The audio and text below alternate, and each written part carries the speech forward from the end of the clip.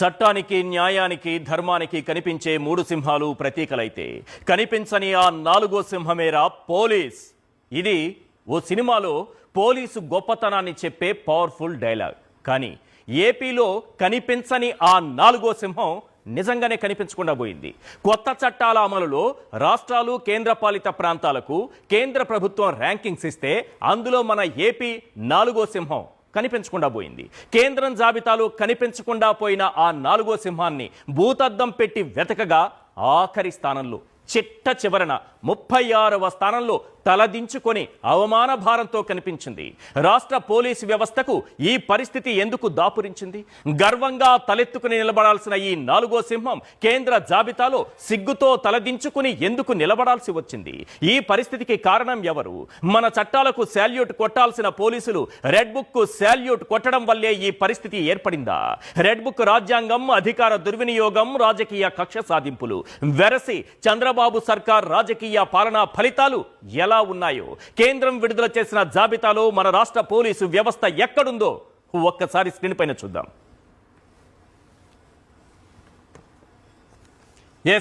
కేంద్రం విడుదల చేసినటువంటి జాబితా, కొత్త చట్టాలు తీసుకొచ్చినటువంటి కేంద్రం బిఎన్ఎస్ చట్టాలను తీసుకొచ్చింది.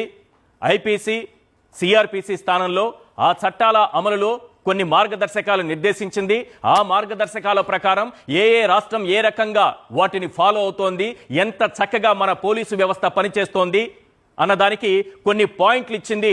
ఆ పాయింట్ల ఆధారంగా చూస్తే మొత్తం రాష్ట్రాలు కేంద్రపాలిత ప్రాంతాలు, మళ్ళీ చెబుతున్నా, రాష్ట్రాలు కేంద్రపాలిత ప్రాంతాలు అన్నీ కలిపితే 36 ఉంటే మన ఆంధ్రప్రదేశ్ ఎక్కడుందో తెలుసా? ఈ 36లో మొత్తం వెతగ్గా నెక్స్ట్ ఈ 28 స్థానంలో కూడా ఎక్కడ నాకు కనిపించట్లేదు. నెక్స్ట్ 36వ స్థానంలో చిట్ట చివరన ఆఖరున తల దించుకొని నిలబడి ఉంది ఆంధ్రప్రదేశ్. ఇది మన దౌర్భాగ్యం.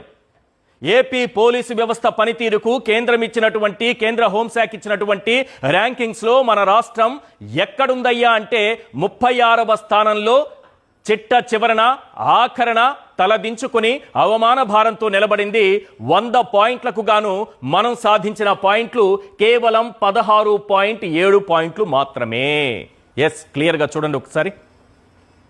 ఈ పాయింట్లు ఎందుకు ఇచ్చారు, ఏ అంశాల ప్రాతిపదికగా ఇచ్చారనేది నేను చెబుతాను. కానీ ఒకసారి మళ్ళీ ఫస్ట్ నుంచి చూపించండి.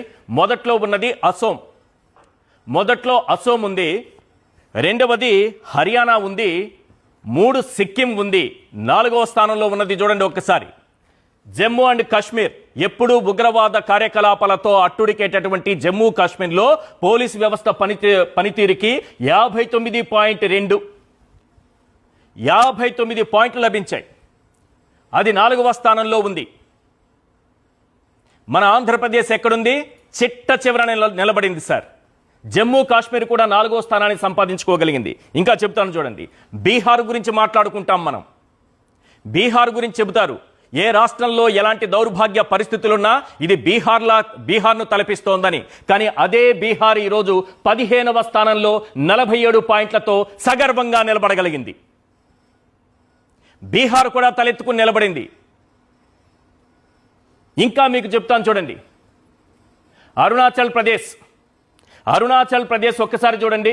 ఎప్పుడూ అక్రమ చొరబాట్లకు నిలయంగా ఉండే అరుణాచల్ ప్రదేశ్లో కూడా అది కూడా 46 పాయింట్లతో 20వ స్థానాన్ని సంపాదించుకోగలిగింది. కానీ మన ఆంధ్రప్రదేశ్, చూపించండి మళ్ళీ ఒకసారి ఆంధ్రప్రదేశ్ ఎక్కడుందో. 36వ స్థానంలో చిట్ట చివరన 16 పాయింట్లతో నిలబడింది సార్. ఐపీసీ, సిఆర్పిసి ఈ రెండింటి స్థానంలో కేంద్ర ప్రభుత్వం బిఎన్ఎస్ చట్టాలను తీసుకొచ్చింది. వీటి అమలుపై ఒక నివేదికను విడుదల చేసింది. దేశవ్యాప్తంగా 36 మొత్తం రాష్ట్రాలు కేంద్రపాలిత ప్రాంతాలు, ఈ రాష్ట్రాలు కేంద్రపాలిత ప్రాంతాల్లో పోలీస్ శాఖ పనితీరు ఆధారంగా ర్యాంకులు ప్రకటించింది. ఏపీ పోలీస్ శాఖ 100 పాయింట్లకు గాను కేవలం 16 పాయింట్లే తెచ్చుకుని 36వ స్థానానికి పడిపోయింది. కనీసం పాస్ మార్కులు కూడా తెచ్చుకోలేదు సార్.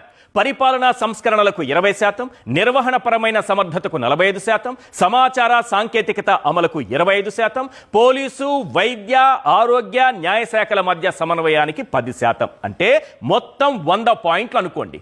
ఈ 100% కానీ మనం తెచ్చుకుంది 16%. ఇలా ర్యాంకులు ఇస్తే మనం తెచ్చుకున్నటువంటిది ఒక్కొక్క దాంట్లో ఎన్ని మార్కులు వచ్చాయో మనకు చూద్దాం. 4 పేపర్లు ఇచ్చామనుకుందాం, మనకు 100కు 4.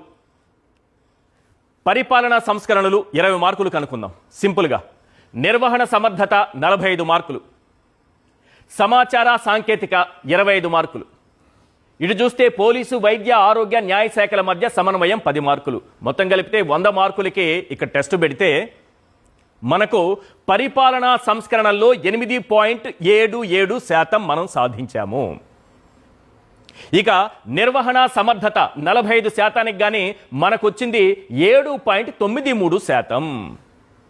ఇక టెక్నాలజీ గురించి ఈ ప్రపంచంలో ఏ మొక్క పైరుకి లేదంటే మొక్కలకి ఎక్కడ ఏ మొక్కకి ఏ తెగులు సోకింది, ఎంత సోకిందని తెలుసుకొని అక్కడ వరకే మందు కొట్టే టెక్నాలజీ కనిపెట్టాం మనం.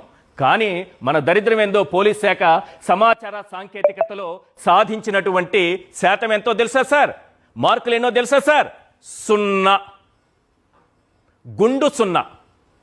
కేంద్రం ఇచ్చిన జాబితా ప్రకారం, కేంద్రం ఇచ్చిన మార్కుల ప్రకారం మనకు వచ్చింది ఎంత సార్? 0. నెక్స్ట్ సమన్వయం.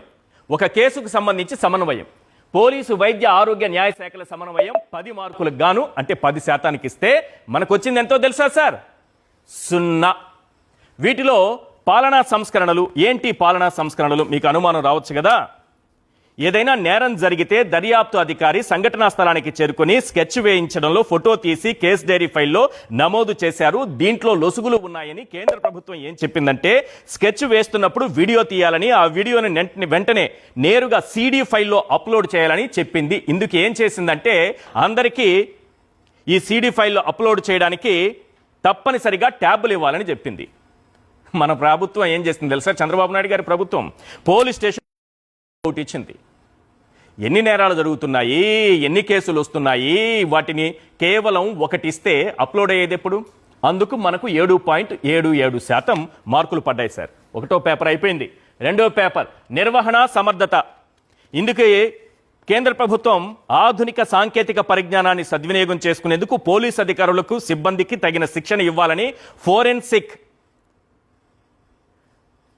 పరిజ్ఞానం, సైబర్ టెక్నాలజీ, ఆధునిక దర్యాప్తు ఇవన్నీ కూడా సమగ్రమైనటువంటి అవగాహన కల్పించాలి. కానీ చంద్రబాబు ప్రభుత్వం ఆధునిక దర్యాప్తు ప్రక్రియలపై కనీస శిక్షణ కూడా అందించలేదు. అప్పాను విస్మరించింది. ఫలితంగా మనకు వచ్చింది 7.93%. ఇక అత్యంత కీలకమైంది సమాచార సాంకేతికతలో మనకు వచ్చినటువంటి గుండు 0. కారణం ఏంటంటే 25 పాయింట్లకి 1 పాయింట్ కూడా రాలేదు సార్ మనకి. 0 పాయింట్లు ఎందుకు వచ్చాయంటే, పోలీస్ స్టేషన్లలో బాగా వినాలి ఇది. ఈరోజు రాష్ట్రంలో ఏం జరుగుతుందో మీకు తెలుసు. హైకోర్టు ఎన్నిసార్లు చీవాట్లు పెట్టిందో మీకు తెలుసు. వైఎస్ఆర్సీపీకి సంబంధించినటువంటి కార్యకర్తల్ని, నాయకుల్ని, సోషల్ మీడియా యాక్టివిస్టుల్ని పోలీస్ స్టేషన్లలో అక్రమంగా నిర్బంధించి 3rd డిగ్రీ ప్రయోగించి 3-4 రోజుల తర్వాత కోర్టుకి హ్యాండ్ ఓవర్ చేస్తున్నారు, కోర్టులో సబ్మిట్ చేస్తున్నారు, వారిని కోర్టులో హాజరుపరుస్తున్నారు వారిని. అందుకే ఏం చెప్తున్నారయ్యా అంటే, మన కేంద్ర హోంశాఖ ఏం చెబుతుంది, మన చట్టాలు ఏం చెబుతాయి, మన కేంద్ర ప్రభుత్వం ఏం చెబుతుందంటే, CCTVల ఏర్పాటు, డేటా కమ్యూనికేషన్ల వ్యవస్థ, వెబ్సైట్ల సక్రమ నిర్వహణ ఇవన్నీ కూడా నిర్దేశించింది. వైద్య పరీక్షల నిమిత్తం ఆసుపత్రికి ఎప్పుడు తరలించారు, న్యాయస్థానంలో ఎప్పుడు ప్రవేశపెట్టారు, బాగా వినాలి, న్యాయస్థానంలో ఎప్పుడు ప్రవేశపెట్టారు, ఇలాంటి ప్రక్రియలని సక్రమంగా పాటించేందుకు కొన్ని విధి విధానాలు నిర్దేశించింది. అందుకు సీసీ కెమెరాలు ఏర్పాటును ప్రధానంగా ప్రస్తావించింది. కానీ మన చంద్రబాబు నాయుడు గారి ప్రభుత్వం మాత్రం ఆ విషయాన్ని చెవికెక్కించుకోలేదు. కేంద్ర ప్రభుత్వం, న్యాయస్థానాలు ఎంత హెచ్చరించినా సరే 9 నెలలుగా CCTVలు ఏర్పాటు చేయలేదు. ఫలితంగా మనకు వచ్చినటువంటి మార్కులు 0. గుండు 0 సార్. నెక్స్ట్ సమన్వయం శూన్యం. వివిధ శాఖల యొక్క సమన్వయం చాలా అవసరం ఒక కేసుకు సంబంధించి. పోలీస్ శాఖకు ఇందులో దక్కింది 0. ఎందుకయ్యా అంటే, ఈ విభాగం కింద ఏదైనా కేసులో FIR నమోదైన తర్వాత అన్ని విభాగాలను సమన్వయం చేయాలి. FIR కాపీ, కేసు దర్యాప్తు వివరాలు, ఫోరెన్సిక్, వైద్యుల నివేదిక, విచారణ ప్రక్రియ, తీర్పు, నేరస్తుడిని జైలుకు తరలించడం, ఇతర వివరాలన్నీ కంప్యూటర్లో ఒక్క క్లిక్లో మనకు కల్పించాలి. అందుకోసం ప్రతి కేసుకు ప్రత్యేకంగా నెంబర్ ఇవ్వాలి. పోలీస్ స్టేషన్, ఫోరెన్సిక్ విభాగం, ప్రభుత్వ ఆసుపత్రి, కోర్టు, జైలు శాఖలకు తక్షణం ఇవన్నీ అందుబాటులో ఉంచాలి. తద్వారా అక్రమాలకు ఆస్కారం లేకుండా చేయాలన్నది కేంద్ర ప్రభుత్వం ఆలోచన. అయితే దానిని మనం పాటించలేదు. ఫలితంగా మనకు వచ్చినటువంటి మార్కులు ఎన్నయ్యా అంటే 0.